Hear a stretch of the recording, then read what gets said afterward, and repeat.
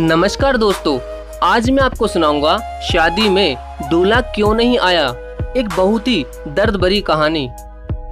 आज उमाकांत जी की बेटी माही की शादी होने वाली थी, लेकिन शादी के कुछ देर पहले ही लड़के वालों का फोन माही के पिताजी के पास आता है और वो उनसे अचानक ही 15 लाख रुपए मांगते हैं।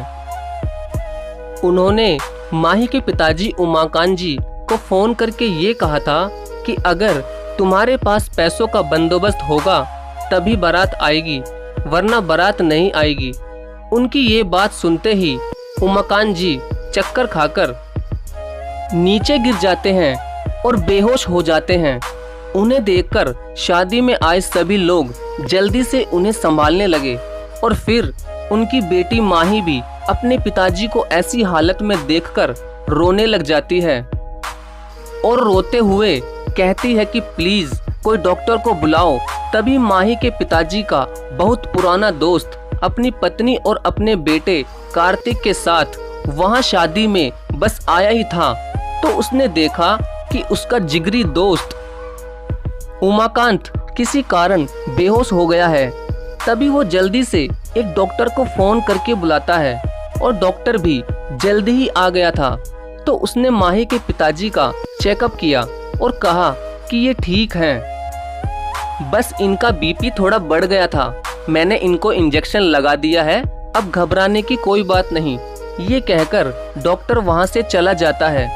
अब माही का अपने पिताजी के लिए रो रो कर बुरा हाल था। तभी उमाकांत जी को होश आ जाता है। उसको होश में आते ही उसके सामने उसका बहुत पुराना दोस्त तेज प्रताप खड़ा हुआ था। उसे देखकर उमाकांत बहुत खुश हो जाता है, लेकिन थोड़ी ही देर में उमाकांत फूट फूट कर रोने लग जाता है।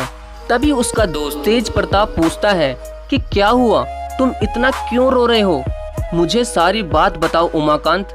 तब उमाकांत माही के ससुराल से आए फोन के बारे में तेज प्रताप को सारी बात बता देता है और ये भी बताता है कि आज ही अगर मैंने 15 लाख रुपयों का इंतजाम नहीं किया तो वो यहाँ बारात लेकर नहीं आएंगे। ये बात सुनते ही तेज प्रताप को बहुत ही गुस्सा आता है। तो तेज प्रताप कहता है कि उमाकांत तू चिंता मत कर, तेरा दोस्त अभी जिंदा है और मैं अभी 15 की जगह 20 लाख रुपए लेकर आता हूँ और तू उनके वो पैसे मुंह पर मारना।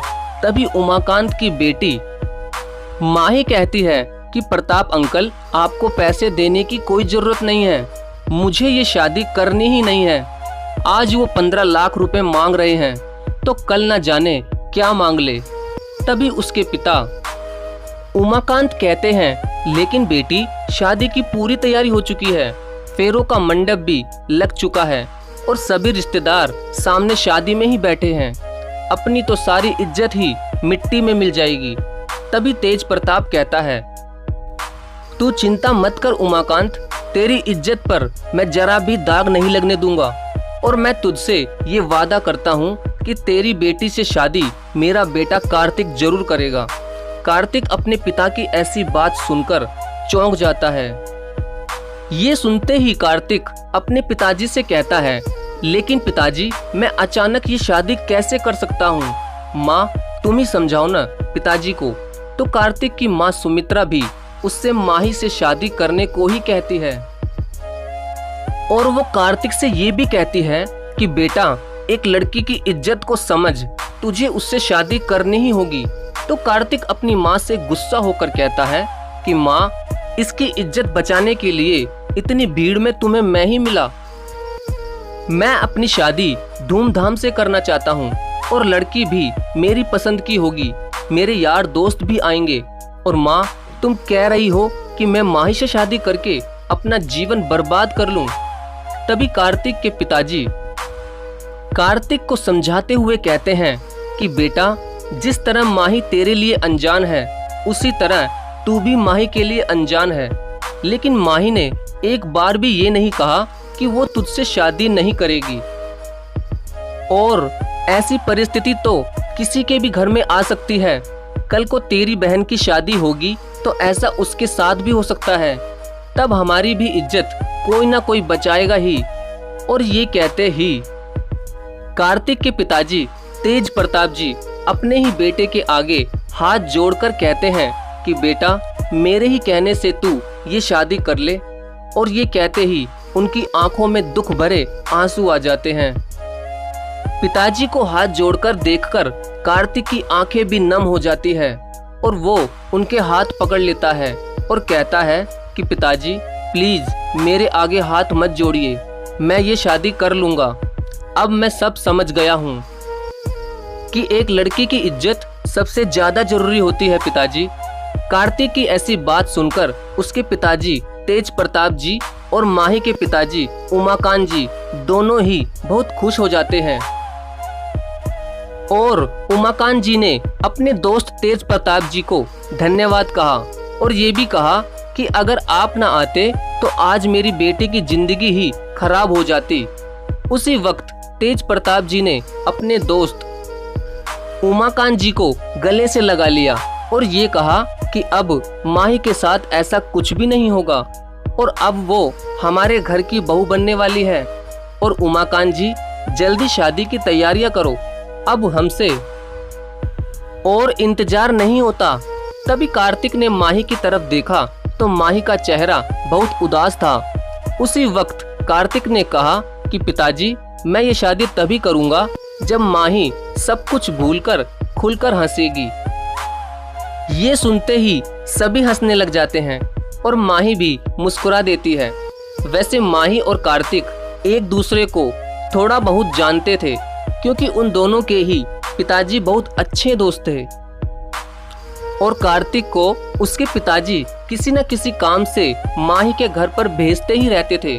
और इसी तरह थोड़ी बहुत कार्तिक की माही से भी बात होती रहती थी। बस इसी तरह वो दोनों एक दूसरे को जानते थे।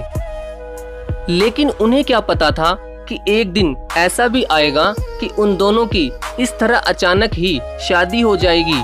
लेकिन कुछ भी कहो, जोड़ी तो ऊपर वाला ही बनाता है। लेकिन क्या माही और कार्तिक की जोड़ी आगे कामयाब होगी? अब माही और कार्तिक की उसी रात शादी भी हो गई। माही थोड़ा गरीब परिवार से थी, जबकि कार्तिक के पिताजी तेज प्रताप जी का मुंबई में एक बड़ा कारोबार था। लेकिन तेज प्रताप जी को अपने पैसों पर बिल्कुल भी घमंड नहीं था और उनकी सोच भी गरीबों के लिए बहुत अच्छी थी। उधर माही गरीब परिवार से जरूर थी, मगर माही बहुत ही सुंदर लड़की थी और सुंदर होने के साथ साथ वो बहुत ही आज्ञाकारी भी थी। अब माही अपने घर से विदा होकर अपने ससुराल आ गई थी और ससुराल में माही ने कुछ ही दिनों में कार्तिक के साथ साथ सबका दिल जीत लिया था।